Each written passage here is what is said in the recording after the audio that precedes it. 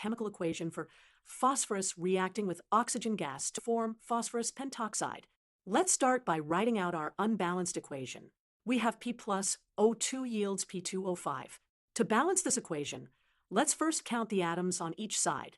On the left side, we have one phosphorus atom, but on the right side, we have two phosphorus atoms. For oxygen, we have 2 atoms on the left side and 5 atoms on the right side. Let's start by balancing the phosphorus atoms. Since we need 2 phosphorus atoms on the left to match the right side, we'll add a coefficient of 2 in front of P. Now, let's balance the oxygen atoms. We have 2 oxygen atoms on the left and 5 on the right. To get 5 oxygen atoms on the left, we need to multiply O2 by 5 halves. However, we want to avoid fractions in our final balanced equation. To eliminate the fraction, we'll multiply the entire equation by 2. This gives us 4P plus 5. O2 yields 2P2O5. Let's verify that our equation is balanced by counting atoms on both sides.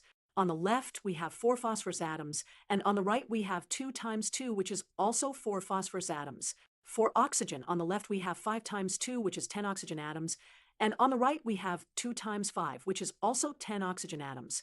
Therefore, our final balanced equation is 4P plus 5, O2 yields 2P2O5. The equation is now balanced with the same number of each type of atom on both sides. Remember, when balancing chemical equations, we can only add coefficients in front of molecules. We cannot change the subscripts within the molecular formulas, as that would change the actual compounds involved in the reaction,